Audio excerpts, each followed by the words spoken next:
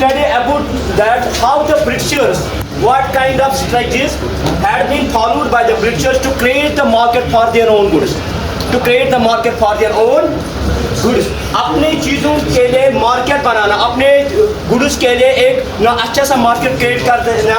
Britishers ने कौन कौन से स्ट्रेटजीज फॉलो किए, कौन कौन से स्टेप्स उन्होंने, कौन कौन से इक़दाम उन्होंने उठाए कि आपने क्या जो मार्केट अच्छा बनाए। कहाँ पे? इंडिया में। कहाँ पे? यानी कि India was used at that time as a colony. You people will have knowledge about this thing, okay. And what kind of strategies had been followed by the Britishers for their own market, ठीक है ना, for their own goods, अपने goods के लिए market बनाने के लिए what kind of steps had been followed by the Britishers. बताइए समझ। Today we have to study about this thing, ठीक है ना। What is the title of the topic? That is market for goods, market for goods. बताइए समझ में। As you know nowadays you know market is created through the one kind of strategy that is called advertisement.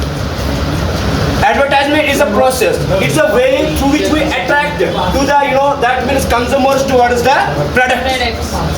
बात आ रही समझ में? बात आ रही समझ में? समझ आ रही बात?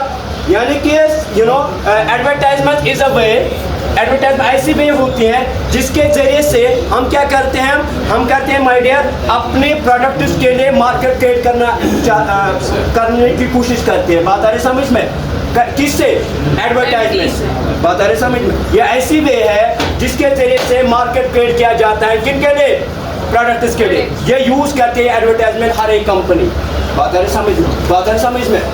देखिए यहाँ पे क्या है, पहले आप लोगों को पता है इंडियंस ने कैसे स्टार्ट किया मार्केट क्रिएट करना अपने मतलब प्रोडक्ट्स के लिए। उन्होंने मुख्तलिफ मूवमेंट्स उठाए। फॉर एग्जांपल स्वदेशी मूवमेंट।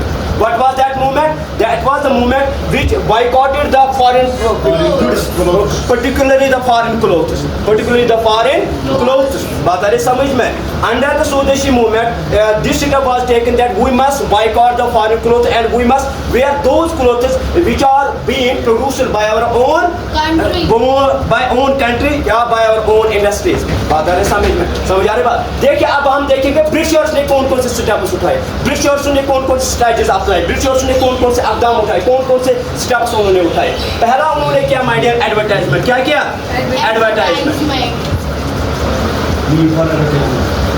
एडवर्टाइजमेंट। सिंपल। देखिए उन्होंने क्या कैसे एडवर्टाइजमेंट उठाए। पहले उन्होंने क्या किया, उन्होंने लेबल्स डाल दिए किन पे? किताबों पे। बात आ रही समझ में? किताबों पे, क्लॉथ्स पे। बात आ रही समझ में? जो भी कोई उनका प्रोडक्ट होता था ना माय डियर, जो भी उस पे वो क्या लगाते, एक लेबल, एक मार्क लगाते थे। बात आ रही समझ में? समझ आते? फर्ज अगर आजकल होते हैं ना फर्ज लेबल, फर्ज नाइक, कोई क्या उसमें होता है नाइक। बात आ रही सब, ये एक मार्क है। बात आ रही समझ आ रही बात? समझ आ रही बात? तो इसी तरीके से वहां पे ब्रिटिशर्स ने क्या किया, उन्होंने अपने कपड़ों पे क्या लेबल्स लगाए, मार्क्स लगाए। बात आ रही समझ? क्या मार्क होता था कि दिस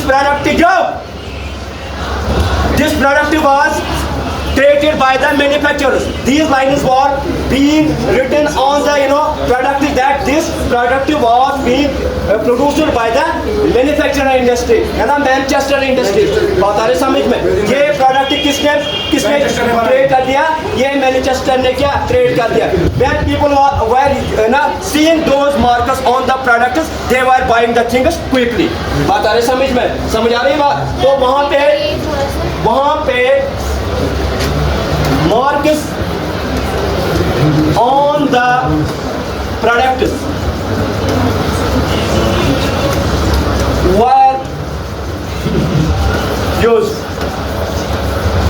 वहाँ पे प्रोडक्ट्स पे मार्क डाले जाते थे। कौन किस किस्म के मार्क? फॉर एग्जांपल ये वहाँ पे ये लिखा हुआ होता था कि दिस इज द